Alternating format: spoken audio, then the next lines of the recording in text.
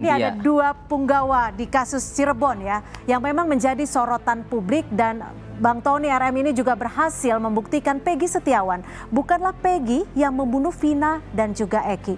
Bang Tony, kita flashback ke belakang ya.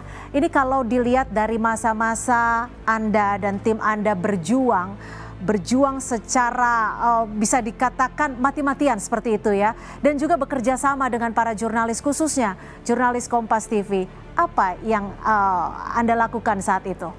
Ya, jadi pertama kali saya dimintai sebagai kuasa hukum Peggy Setiawan oleh rekan Ibu Yanti.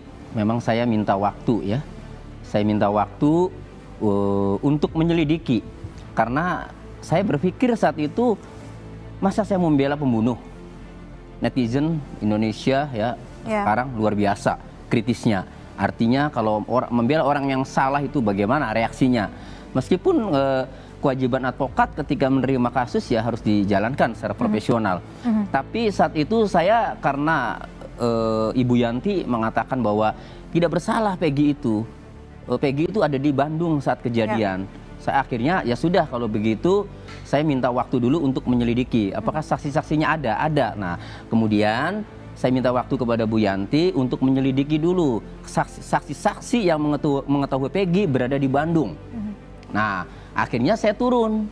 Saya turun itu banyak wartawan tuh, teman-teman wartawan termasuk Mas Arai. Ya. Nah, cuma wartawan saat itu belum ngeh kalau saya itu mau menemui Ibu Kartini, Ibu Yanti untuk mengungkap atau untuk mencari tahu saksi-saksinya itu siapa yang ada di Bandung saat 2016. Nah, lalu saya datang ke Ibu Yanti, ke Ibu Kartini, ya di wawancara saya masukkan ke YouTube saya, kemudian ada Adnan juga saat itu kuasanya tanggal 23 Mei itu. Nah, di situ muncullah saksi Bondol, saksi Ibnu, ya teman kerjanya semua di Bandung, kuli bangunan. Kemudian Robi adiknya, kemudian Suparman, kemudian Agus Koaceng yang pemilik bangunannya, nah kemudian Pak Rudi Irawan bapaknya. Nah, dari situ kemudian teman-teman wartawan ini Bu termasuk Mas Arai ini ya langsung tuh setelah saya buka ada saksi yang mengetahui bahwa Peggy itu ada di Bandung, langsung teman-teman wartawan termasuk Mas Arai ya langsung wawancara di situ. Nah, setelah itu kemudian saya menemukan lagi saksi Bondol. Saya diskusi sama teman-teman karena terutama Mas Arai. Mas Arai ini selalu ngikuti saya nih Bu. Jadi kalau saya menemukan ada kerjasama dan juga diskusi ya dengan para jurnalis khususnya Kang Arai. Iya. Karena misinya sama, kita ini mau mengungkap kebenaran. Baik, gitu. Kang Arai, sebagai satu-satunya jurnalis Kompas TV yang bertugas, ini kan kasus besar menjadi sorotan. Apa suka duka saat mendapatkan tuntutan yang luar biasa dari redaksi kami, redaksi Kompas TV dari Kang Arai? Pada saat itu saya merasakan secara manusiawi jujur saja kebingungan dan kelelahan. Kebingungan karena ini merupakan pengalaman pertama saya mengikuti kasus yang cukup besar dan tidak sebentar, lama.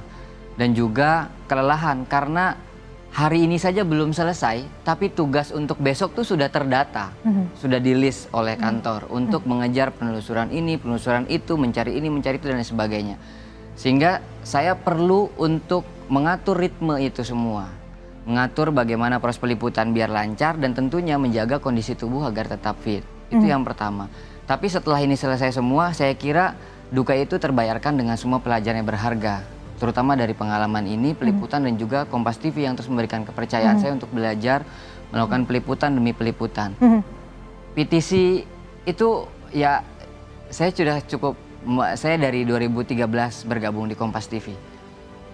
Tapi pengalaman PTC, kemudian breaking news sambil naik motor, tangan kanan bawa motor terus tangan kiri pegang kamera. Terus kemudian saya menelusuri, melakukan peliputan penelusuran dari satu tempat ke tempat lain digabungkan menjadi satu materi berita.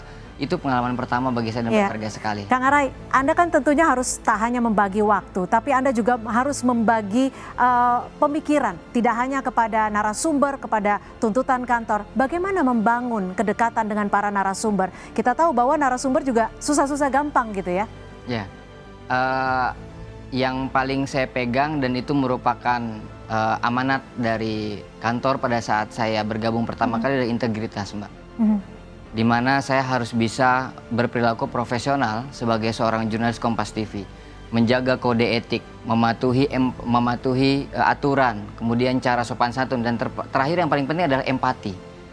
Bagaimana cara kita bisa mendekatkan diri dengan tidak hanya dengan kuasa hukum, dengan Pak Tony salah satunya yang sangat terbuka sekali. Jujur aja, saya belajar banyak dari Pak Tony. Orang yang menurut saya kuasa hukum yang tidak pelit ilmu.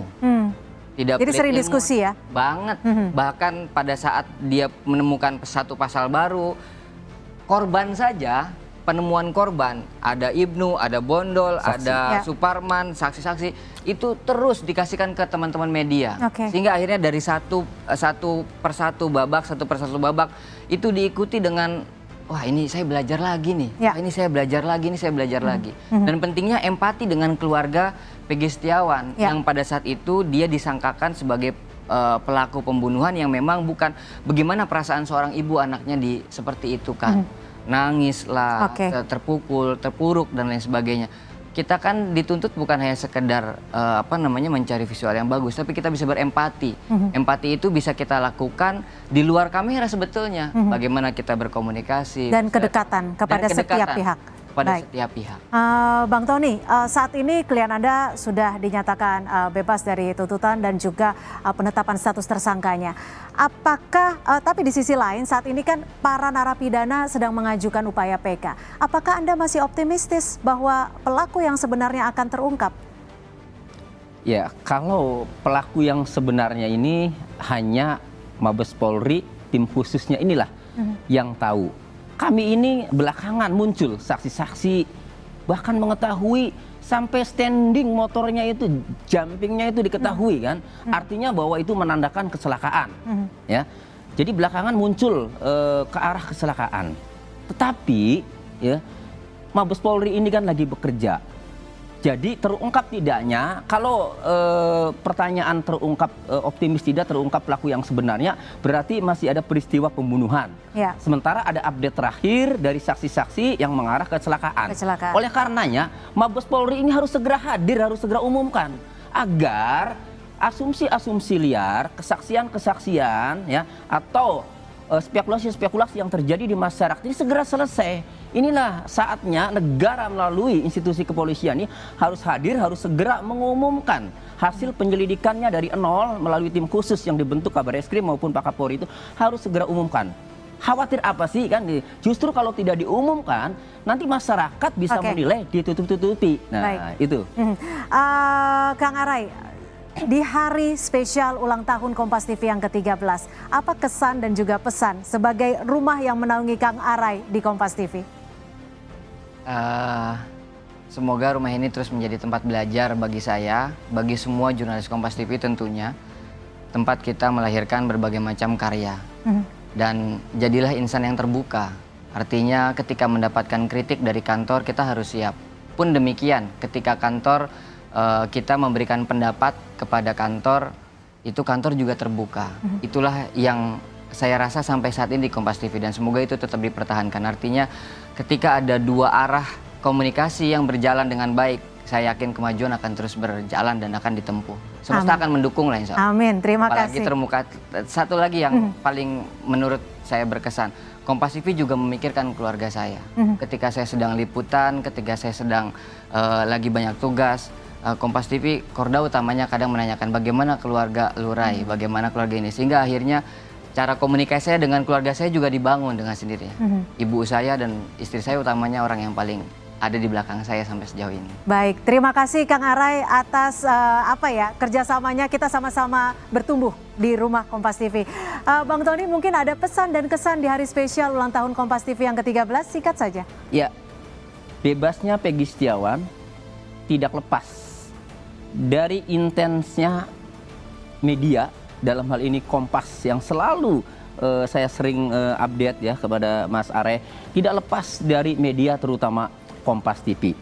Oleh karena saya melihat bahwa begitu besarnya peranan media dalam mengawal penegakan hukum. Oleh karenanya di hari ulang tahun ke-13 ini saya berdoa semoga Kompas tetap menyampaikan informasi yang faktual, Ya.